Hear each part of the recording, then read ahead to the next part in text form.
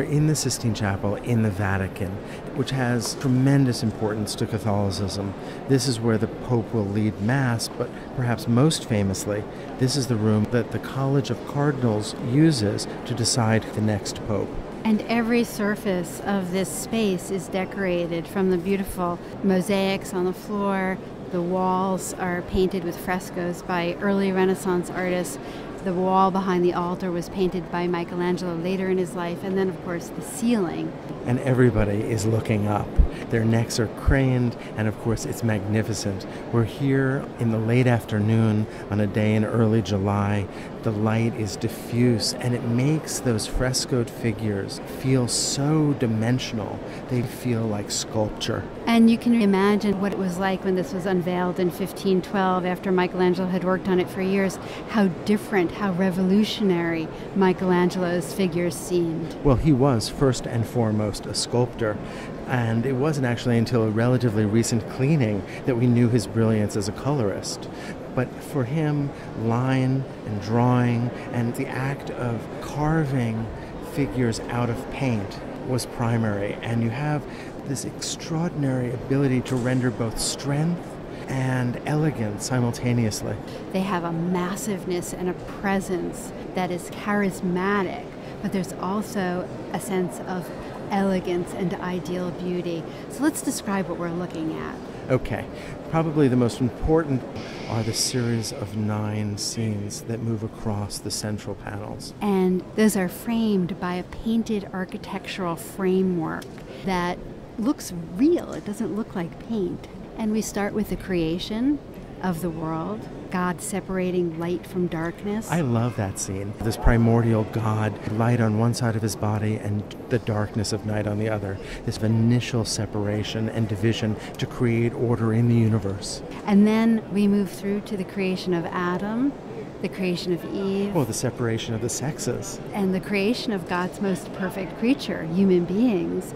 And then the fall of human beings. In a sense, the separation of good and evil. Man and woman disobeying God, causing the expulsion of Adam and Eve from the Garden of Eden. And then the far end, by the entrance, we see the scenes of Noah. So these are all scenes from the first book of the Bible, from the book of Genesis. And it's so interesting because, of course, this is a Catholic church, and yet we don't see images of Christ. But these Old Testament scenes lay the foundation for the coming of Christ. And Christ is present in other ways. Not only does the disobedience of Adam and Eve make the coming of Christ necessary, but when we look on either side of those central scenes, we see the prophets and the sibyls who predicted the coming of a Savior for mankind. The image of the Libyan Sibyl that we're sitting directly across from is spectacularly beautiful. So sibyls are these ancient pagan soothsayers who can foresee the future and, according to the Catholic tradition, foretell the coming of Christ. But look at the Libyan Sibyl. Look at the power of her body, and look at the elegance with which she twists and turns. There's that sense of potential in the way that her toe just reaches down and touches the ground, but seems as if she's in the act of moving and possibly of standing. There's a presence and drama to these figures, to the Libyan Sibyl especially. She twists her body in an almost impossible way, and we can see Michelangelo has articulated every muscle in the back, and in fact we know that he used a male model for that figure. I'm so taken with the color here. When I first studied Michelangelo, we spoke only of line, of sculptural form. But of course, after the dramatic cleaning of the Sistine Chapel, those original colors, their brilliance, their delicacy came out. And we see purples and golds and oranges and blues and greens. She, of course, is reaching back, and presumably that's a book of prophecy that she holds. And there's a look of confidence and knowing on her face, the absolute clarity with which she knows that Christ will come. Sitting on the architectural framework on the 4 corners of all of the central scenes are male nude figures that we refer to as ignudi. I think this is really important because Michelangelo is not painting simply separate paintings, but he's creating this enormously complex stage set with which to create levels of reality. And so, for example, the Libyan Sibyl seems as if she is seated amongst the architecture, and then set next to her are bronze figures. And then in the spandrels, as you mentioned, other scenes that seem to recede into a kind of illusionistic distance. And then relief sculptures on the architecture on either side of her, and then seated above those, the ignudi. And it's so clear that we're at this moment at the rediscovery of ancient Greek and Roman sculpture.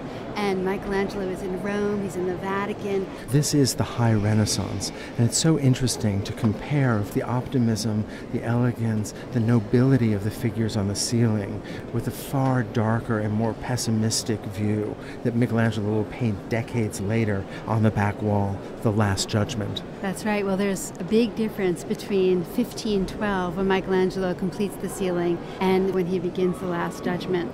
The Protestant Reformation has begun, and the church is under attack. Michelangelo's world had been shattered, but when you look at the ceiling, you see instead all of the optimism, all of the intellectual and emotional power that characterizes the High Renaissance in all of its newfound appreciation for the ancient world. This was a moment of incredible promise, and all of that comes shining through these figures. And let's not forget that just a few doors away, simultaneously, Raphael is painting the frescoes in the Papal Palace. So what a moment in Rome.